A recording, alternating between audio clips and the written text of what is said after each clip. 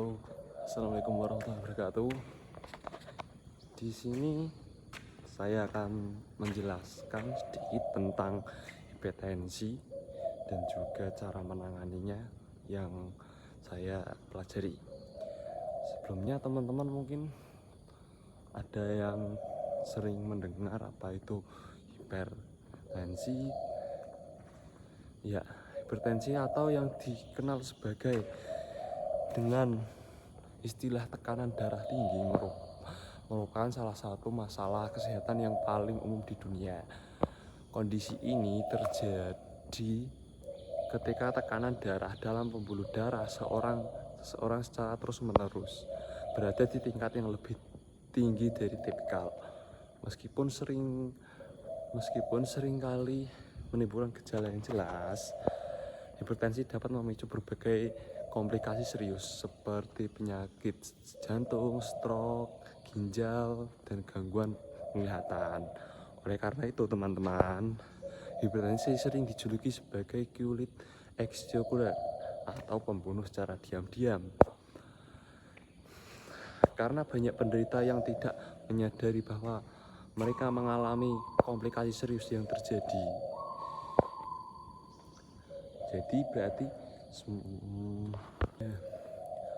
selanjutnya adalah faktor penyebab hipertensi sangat bervariasi ya. Mencangkup kombinasi antara faktor genetik, gaya kondisi medis lain, serta faktor lingkungan. Beberapa faktor berisiko seperti usia, obesitas, dan makanan tinggi garam, kurangnya aktivitas fisik, dan kebiasaan merokok teman-teman. Jadi yang sering merokok mungkin bisa dikurangi sedikit-sedikit teman-teman. Dapat meningkatkan kemungkinan seorang menghidup hipertensi. Meskipun hipertensi sering kali terjadi tekanan darah rutin, sangat penting untuk mendeteksi dini dan pengolahan yang tepat. Kesadaran dan pengetahuan mengenai hipertensi sangat penting untuk mengurangi dampaknya teman-teman. Karena hipertensi kontribusi besar pada kematian akibat penyakit kardiovaskular di seluruh dunia teman-teman. Pengolahan tekanan darah yang baik melalui perubahan gaya hidup teman-teman, gaya hidup sehat teman-teman, dan pengobatan yang mencegah terjadinya komplikasi jangka panjang, meningkatkan kualitas hidup derita hipertensi. Hipertensi atau tekanan darah tinggi adalah kondisi medis yang sering kali tidak menunjukkan gejala teman-teman. Jadi penyakit hipertensi ini itu tidak ada gejalanya teman-teman, lebih ke biasa saja, nggak ada yang sakit, nggak ada apa gitu ya teman-teman. Namun dapat menyebabkan berbagai komplikasi serius seperti penyakit jantung, stroke. Untuk memahami hipertensi nanti saya akan menjelaskan dengan rinci seperti berikut teman-teman. Jika ada yang bertanya apa itu hipertensi, hipertensi adalah kondisi medis yang meningkatkan tekanan darah yang signifikan teman-teman. Dengan tekanan salvi mencapai 140 mmHg atau dengan tekanan konsumen 90 mmHg. Hipertensi merupakan faktor utama memicu komplikasi teman-teman. Kesehatan serius, terutama penyakit kardiovaskular jika tidak dikelola dengan baik teman-teman. Siapa yang terkena kondisi ini sangat umum teman-teman, dan dapat dialami oleh siapa saja teman. Jadi nggak memandang umur, tidak memandang kesehatan, yang penting olahraga yang sering teman-teman. Data menunjukkan sekitar 976 juta orang di seluruh dunia menderita hipertensi. Jumlah ini perkiraan akan meningkat teman-teman hingga tahun 2025 ini teman-teman. Diperkirakan ada sekitar 1,56 miliar orang yang terkena terdiagnosis hipertensi menjadikan hipertensi salah satu kondisi kronis untuk paling umum di dunia teman-teman. Kapan peningkatan hipertensi terjadi? peningkatan jumlah penderita hipertensi akan terus terjadi hingga tahun 2025 seiring dengan bertambahnya populasi serta gaya hidup yang kurang sehat, teman-teman. Sehingga pola makan tinggi garam, stres, dan kurangnya aktivitas fisik, teman-teman. Jadi teman-teman yang biasanya rebahan, biasanya cuma main HP, berarti mindsetnya mulai dirubah, teman-teman. Harus sering jalan kaki, jogging, itu harus berubah mulai sekarang, teman-teman ya.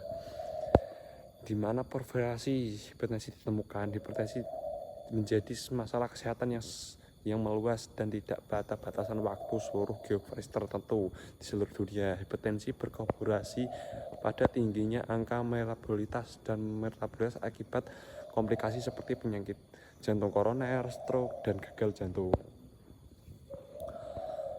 Mengapa hipertensi perlu perhatian khusus? Hipertensi seringkali tidak meningkatkan risiko kematian akibat komplikasi kardiovaskular, teman-teman. Kardiovaskular dapat terhadap penyakit jantung dan stroke membuat hipertensi menjadi penyebab utama kematian berbagai negara, teman-teman. Tanpa pengolahan yang baik, kondisi ini dapat mengakibatkan risiko kesehatan yang serius, teman-teman, khususnya pada populasi dewasa dan usia lanjut. Jadi untuk teman-teman yang belum menanjak dewasa, seringlah berolahraga, teman-teman, yang jalan kaki, jogging lah, dan apapun itu, teman-teman. Yang penting olahraga lah. Bagaimana hipertensi dikelola? Pengelolaan hipertensi membutuhkan pendekatan menyeluruh untuk termasuk modifikasi gaya hidup sebagai langkah pencegahan. Salah satu untuk upaya yang direkomendasikan adalah latihan fisik yang teratur, yang terstruktur. Latihan fisik tidak hanya membuat menurunkan tekanan darah, tetapi juga meningkatkan kesehatan kardiovaskular secara keseluruhan.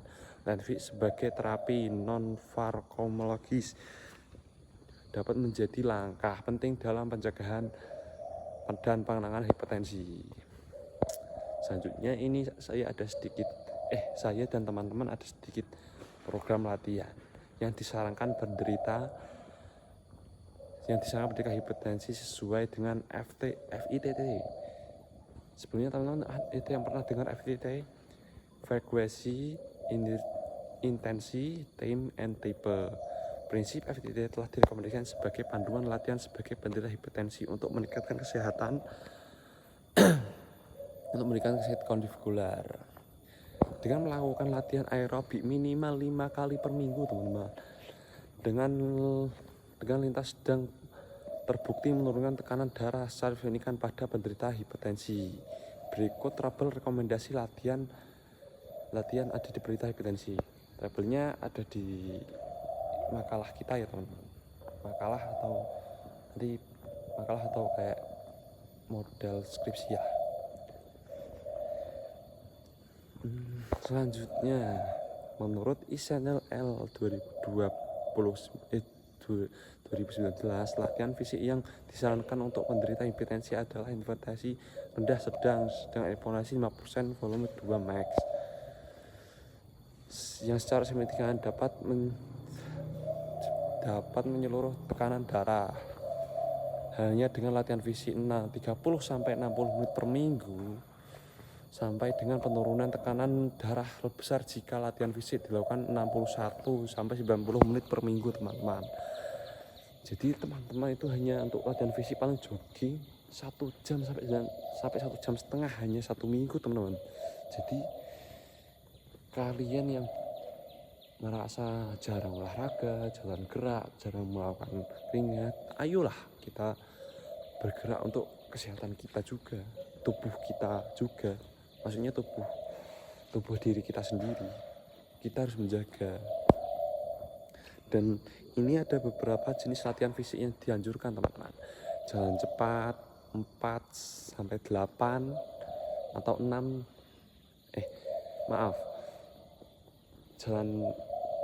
latihan jalan cepat 4,8 sampai 6,4 km per jam selama 30 atau 40 menit, teman-teman. latihan revertensi, latihan kekuatan otot teman-teman. Bersepeda santai jarak 8 kilo dalam 30 menit, bermain voli selama 45 menit, dan latihan aerobik. Ini saya di lapangan voli ya teman-teman, lapangan voli Vopas Jeduk Gunung Pati. Latihan aerobik melalui jalan santai.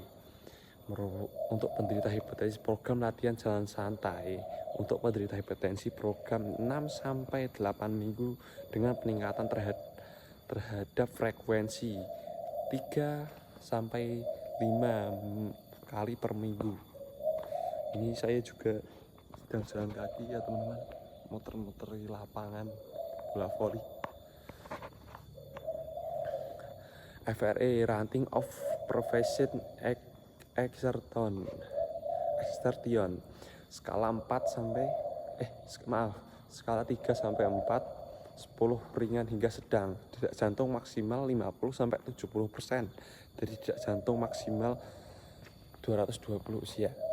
Rincingan latihan awal yang paling mudah di minggu pertama dan kedua teman-teman, durasi 15-20 menit per sesi.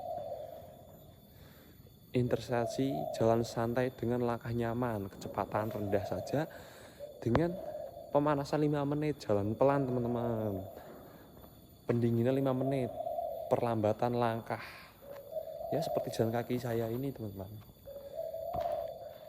Dan minggu ketiga dan keempat, penyesuaian durasi 20-30 menit per sesi, intensitas jalan dengan langkah sedang sedikit lebih cepat, napas masih bisa teratur teman-teman.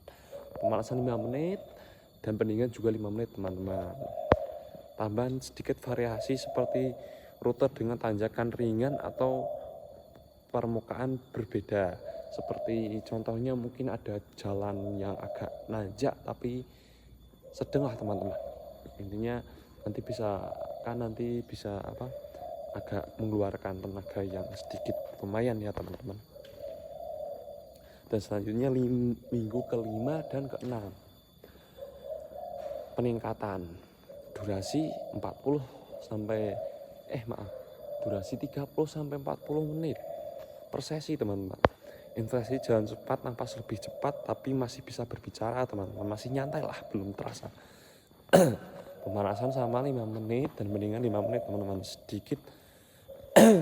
Sedikit peregangan setelah sesi, soalnya ini mungkin lebih ya lumayan terasa ya buat minggu ke-5 dan ke-6. Nanti berarti setelah minggu 6 nanti ada sesi peregangan ya teman-teman. Dan minggu ke-7 dan ke-8 teman-teman,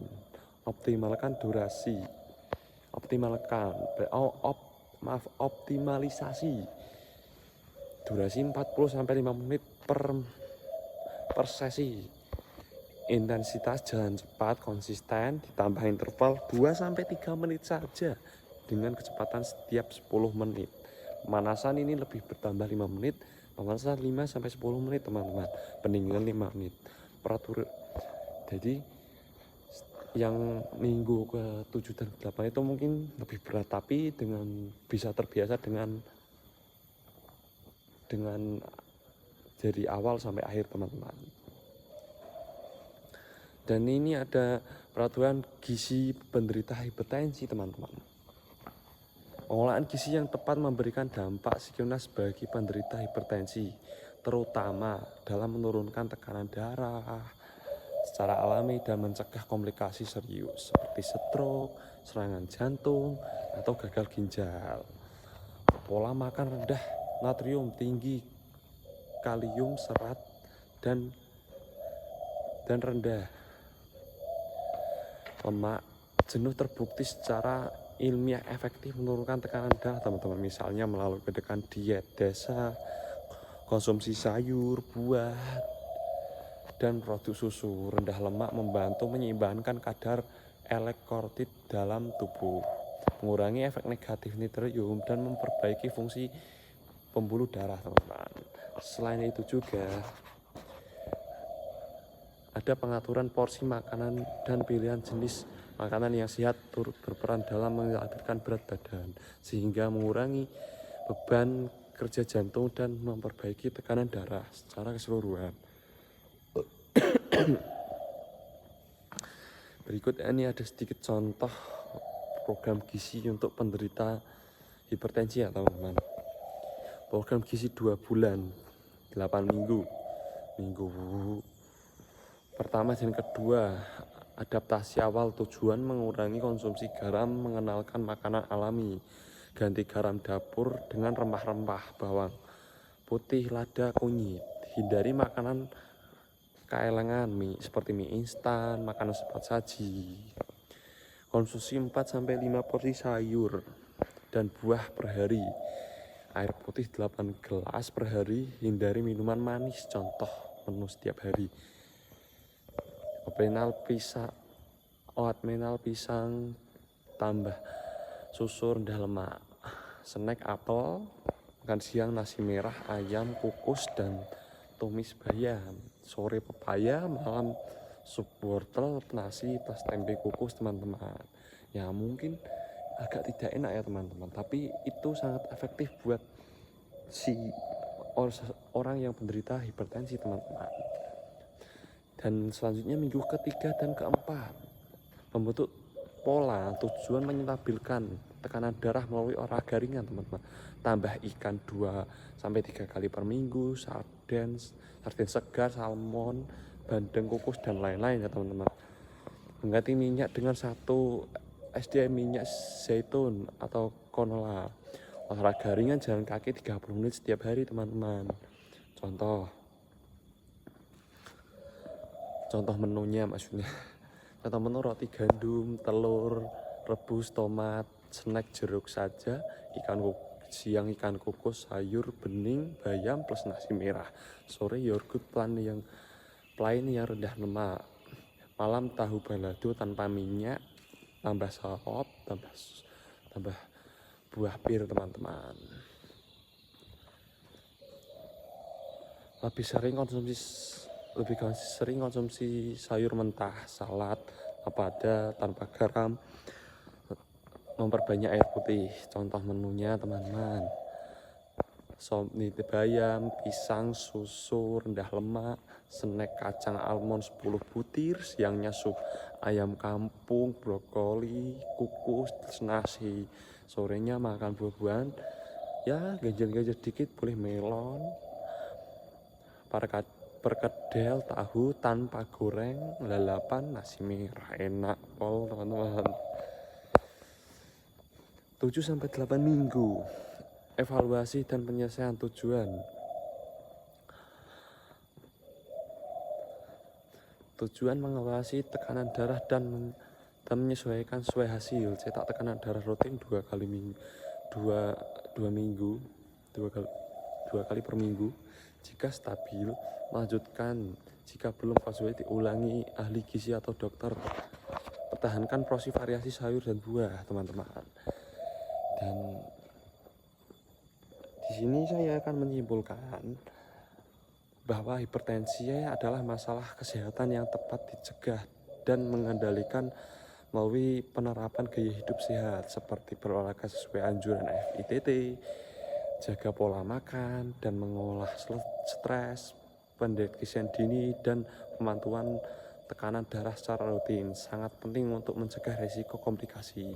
Latihan fisik rutin teman-teman, meskipun dalam durasi singkat, tujuan menunjukkan manfaat kesehatan yang signifikan teman-teman bagi penderita hipertensi, termasuk penurunan risiko penyakit jantung dan kematian akibat penyakit kardiovaskular. Oleh karena itu, penderita hipertensi sangat dianjurkan untuk melakukan latihan aerobik minimal 30-60 per menit loh teman-teman.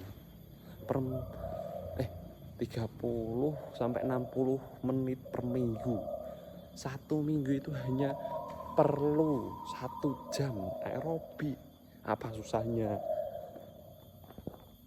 Bagi penderita risiko tinggi, evaluasi medis dan supervisi profesional disarankan belum melakukan program latihan teman-teman. Jadi untuk kita lah, seperti saya mungkin, teman-teman, atau mungkin bapak-bapak atau ibu-ibu, ayolah kita bergerak buat menghindari penyakit hipertensi teman-teman. Soalnya penyakit ini tidak ada resiko atau tidak ada gejala, mungkin langsung kena jantung, stroke. Ayolah teman-teman, mari kita olahraga sedikit demi sedikit, 1 minggu paling 2 kali 3 kali teman-teman. Oke teman-teman, dan saya membuat presentasi ini dan sedikit pengertian hipertensi ini tidak sendiri teman-teman, ada teman saya Lukman dan juga Andi Fataya. Nanti kalau teman-teman minta makalah,nya bisa nanti di komen saja ya teman-teman, nanti saya kirim. Bye bye teman-teman, terima kasih. Wassalamualaikum warahmatullahi wabarakatuh.